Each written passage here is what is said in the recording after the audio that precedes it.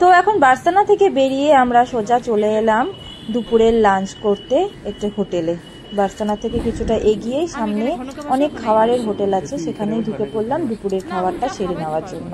তো এখানে চেয়ার বাছাই চলছিল, কে কোন চেয়ারে বসবে, তারপর যে যার মতন চেয়ারে বসে গিয়ে অর্ডার দেওয়া হলো। আর মথুরা বৃন্দাবনে কোনো ননভেজ খাবার তোমরা পাবে না, খুব রেয়ার, মানে পাওয়াটা খুবই কষ্টের। যাই হোক, আমি বার্সেলোনা থেকে বাসিগুলো নিয়েছিলাম, সেগুলো ক্যামেরার সামনে এনে একটু দেখানোর চেষ্টা করছিলাম। আচ্ছা, যেখানে ছিলাম, তো এখানে নিরামিষ ছাড়া তোমরা সেরকম কিছুই পাবে না। আর সবসময় রুটি খাওয়া তো সম্ভব না, তাই দুপুর টাইমে আমরা এই নিরামিষ ভাতই অর্ডার করেছিলাম।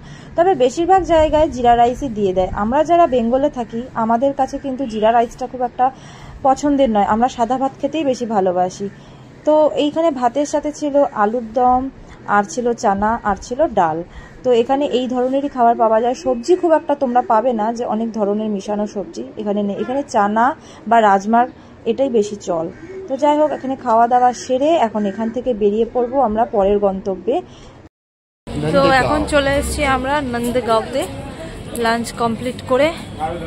এখন নেক্সট ডেস্টিনেশন, তো চলো আগে ঢুকি, দেখে আসি।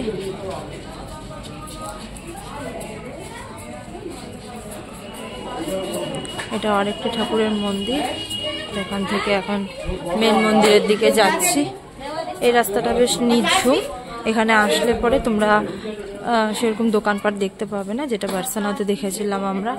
আর আমি বলে রাখি, আমাদের কিন্তু একটা টোটো বুক করা হয়েছে, 1500 টাকা নিবে টোটোটি, যেটা সারাদিন আমাদেরকে এই মথুরা সমস্ত দর্শনীয় জায়গাগুলো ঘুরে ঘুরে দেখাচ্ছে।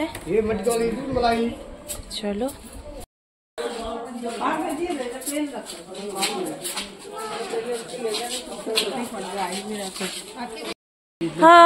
সেই দীর্ঘ সিঁড়ি নন্দগাঁওতে। এখানে এসেও কোথায় ঝুলতেছে, কি ঝুলতেছে বাবা, কত পাখি দেখ,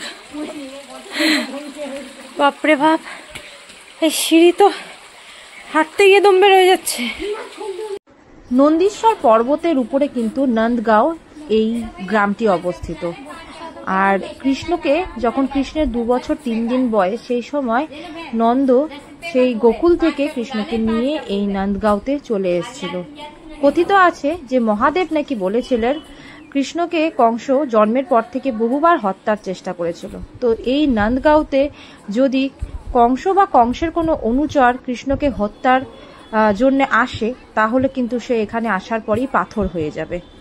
তো সেই কারণেই নন্দ কৃষ্ণকে নিয়ে এই নন্দগাঁওতে এসে বহু বছর এখানেই তারা স্থায়ীভাবে বসবাস শুরু করেছিলেন। বার্সানার মতো কিন্তু এখানেও আসতে গেলে তোমাদেরকে 60 থেকে 70টা সিঁড়ি পার করে তারপরেই এই মন্দিরে তোমরা আসতে পারবে। তো আমরা এখন ঢুকে পড়েছি মন্দিরের ভেতরে, কিন্তু আমরা এসেছি দুপুর 3টে 3:30 নাগাদ। সেই কারণে আমরা এসে মন্দিরের মেন দরজা খোলা পাইনি, মন্দির সেই সময় বন্ধ ছিল। 4টার পরে আবার মন্দির খুলবে। তো এখানে সমস্ত দর্শনার্থীরা বসেছিল, অপেক্ষা করছিল কখন মন্দির খুলবে। আমাদের টোটো যেহেতু বুক করা ছিল, আমাদের হাতে সময় কম ছিল জন্য আমরা মন্দিরের চারপাশটা ভালোভাবে ঘুরে সুন্দর সুন্দর ফটো ভিডিওস নিয়ে আমরা আর অপেক্ষা না করে সেখান থেকে বেরিয়ে পড়লাম আমাদের পরের গন্তব্যের উদ্দেশ্যে। আর এখানে কিন্তু সবকটি মন্দিরেই তুমি প্রচুর প্রচুর হনুমান দেখতে পাবে। এই মন্দিরেও প্রচুর হনুমান ছিল। আর এরা হচ্ছে গলার মধ্যে ফুলের মালা, হাতে ব্যাগ বা খাবারের প্যাকেট দেখলেই কিন্তু তোমার গায়ে ঝাঁপিয়ে পড়বে। তো সেইভাবেই তোমরা তোমাদের সমস্ত জিনিসপত্র সামনে রেখে এদের পাশ দিয়ে যাতায়াত করবে, এমনকি মোবাইলও ওরা নিয়ে চলে যায়। শুনেছি এই মন্দিরে নাকি শ্রীকৃষ্ণের সাথে বলরামও সমানভাবে পূজিত হয়। আর বলরামের পাশে রয়েছে হচ্ছে নন্দবাবা, আর শ্রীকৃষ্ণের পাশে রয়েছে তার মা যশোদা। এই জায়গায় যশোদার সাথে শ্রীকৃষ্ণের কিন্তু বহু স্মৃতি জড়িয়ে রয়েছে। যশোদার আদরে লালন পালনে শ্রীকৃষ্ণ এখানে প্রায় 9 বছরের মতো বেড়ে উঠেছে। তো নন্দগাঁও থেকে এখন বেরিয়ে আমরা চলে এলাম আরেকটি মন্দিরে। এটি একটি ছোট গোবর্ধন মন্দির। এখানে কিন্তু কৃষ্ণ সেই যে গোবর্ধন পর্বতটি হাতে তুলে দাঁড়িয়েছিল, সেই রূপেই এখানে তাকে পূজা করা হয়।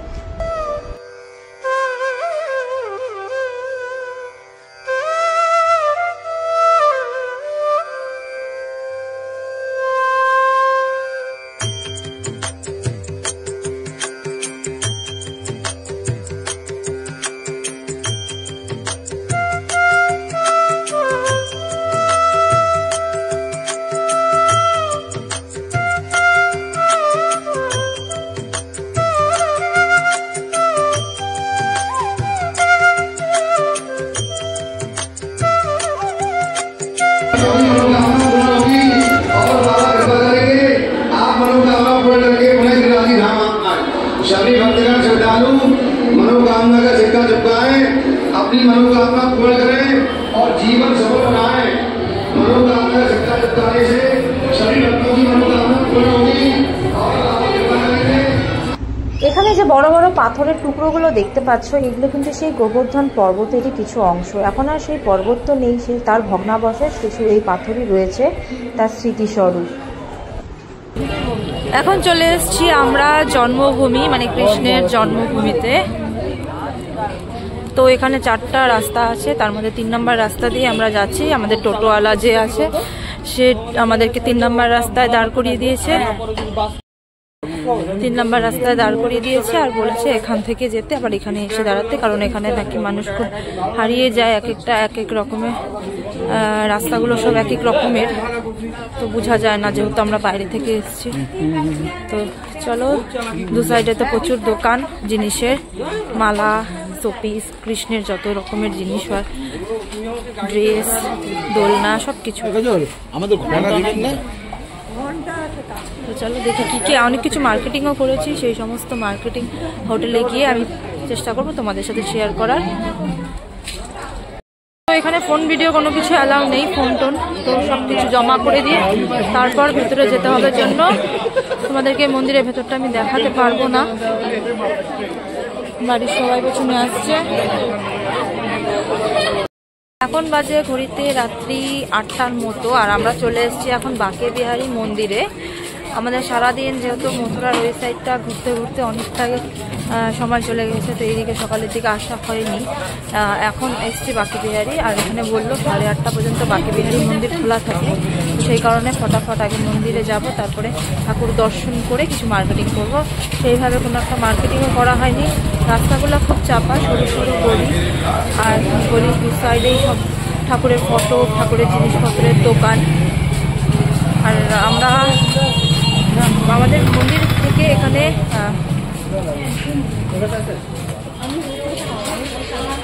আমাদের হোটেলের সামনে এসে আমাদের আগে টোটো আমরা ছেড়ে দিয়েছি, তারপরে আবার হোটেলের থেকে এখানে আসতে আরও 10 টাকা করে টোটোর টিকিট, টোটোর ভাড়া পড়লো। কপাল খারাপ থাকার কারণে বাঁকে বিহারী মন্দিরের সামনে গিয়েও ঠাকুর দর্শন করতে পেলাম না, কারণ মন্দিরের সামনের রাস্তায় এত বিশাল জ্যাম ছিল যে সারাদিন জার্নির পরে আর কারোরই সাহস ছিল না সেই জ্যাম কাটানোর। তো যাই হোক, সেখান থেকে বেরিয়ে চলে এলাম একটি দোকানে পেট পুজো করতে। আজকের ভিডিও এখানেই এন্ড করছি, দেখা হচ্ছে নেক্সট ভিডিওতে।